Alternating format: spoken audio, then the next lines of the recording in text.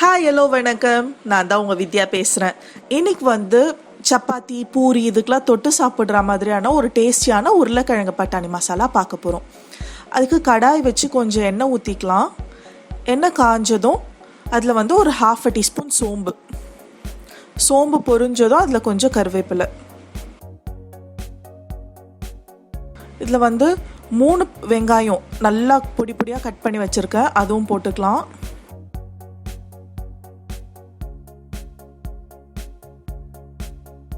இதுலேயே ஒரே ஒரு பச்சை மிளகா வந்து 2ஆ கட் பண்ணி போட்டுடலாம்.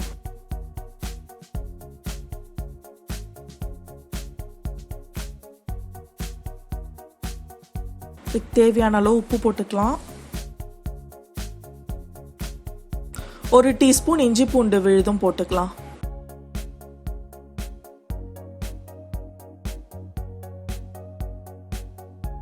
போட்டு இது நல்லா வதங்கி வரட்டும். இப்போ வந்து இதில் 2 தக்காளி குட்டி குட்டியாக கட் பண்ணி வச்சுருக்கேன், அதுவும் போட்டுடலாம். இதுக்கு வந்து வெங்காயம் தக்காளி வந்து நல்லா வதங்கி வரணும், அதனால் ஒரு 5 நிமிஷம் மூடி போட்டு வச்சிடலாம்.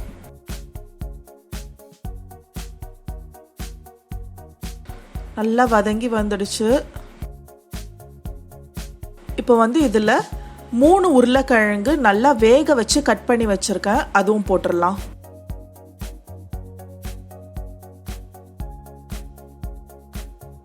இது வந்து காஞ்ச பட்டாணி, இது வந்து 8 மணி நேரம் ஊற வச்சு நல்லா வேக வச்சு எடுத்து வச்சிருக்கேன், அதுவும் போட்டுடலாம்.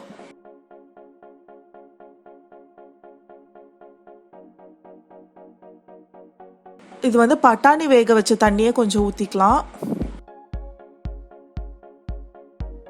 இது வந்து நல்லா மேஷ் பண்ணி விடணும், அப்போதான் நல்ல டேஸ்டியாக இருக்கும், எல்லாம் ஒன்று சேர்ந்து வரும். பச்சை மிளகா வந்து எடுத்துடலாம், எடுத்துட்டு நல்லா மேஷ் பண்ணி விட்டால் நல்ல டேஸ்டியாக வரும் அந்த கிரேவி.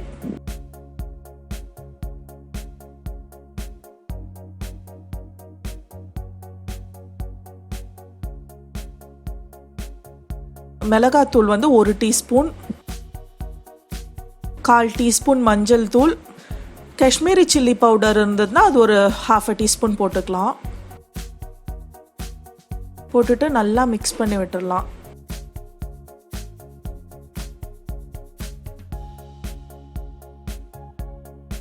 உப்பு தேவையான அளவு போட்டுக்கலாம்.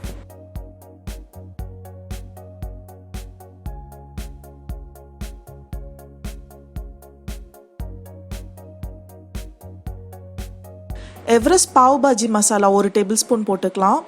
இது வந்து டேஸ்ட் ரொம்ப நல்லா இருக்கும் இது போட்டால். சப்போஸ் இது இல்லைன்னா கரம் மசாலா இருந்தால் கரம் மசாலா கொஞ்சம் போட்டுக்கோங்க.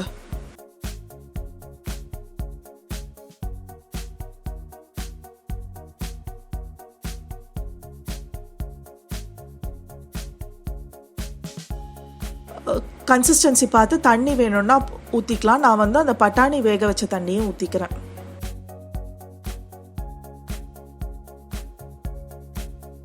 மூடி போட்டு வச்சிடலாம். எல்லாம் ஒன்று சேர்ந்து நல்லா ஒரு 5 மினிட்ஸ் கொதிக்கட்டும்.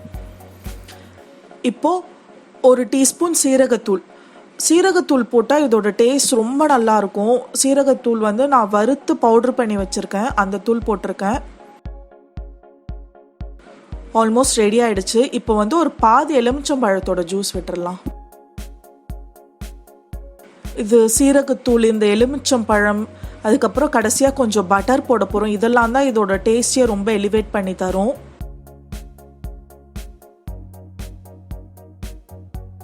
இப்போ வந்து கொத்தமல்லி, நிறைய கொத்தமல்லி இருந்ததுன்னா கொத்தமல்லி போட்டுக்கலாம். ஒரு 4 புதினா இலையோ இருந்தால் அதுவும் சேர்த்து போட்டால் வாசனை ரொம்ப நல்லாயிருக்கும். கடைசியாக பட்டர்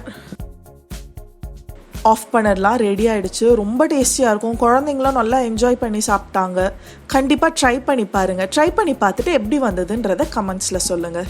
உங்களுக்கு இந்த வீடியோ பிடிச்சிருந்தா லைக் பண்ணுங்கள், உங்கள் ஃப்ரெண்ட்ஸோட ஷேர் பண்ணுங்கள், மறக்காமல் என்னோட சேனலுக்கு சப்ஸ்கிரைப் பண்ணுங்கள். சப்ஸ்கிரைப் பண்ணதும் பக்கத்தில் இருக்க அந்த பெல் ஐக்கனை கிளிக் பண்ணுங்கள், அப்போ தான் நான் போடுற வீடியோஸ் வந்து உங்களுக்கு நோட்டிஃபை ஆகும். மறுபடியும் இன்னொரு வீடியோவில் சந்திக்கலாம். தேங்க்யூ, பாய்.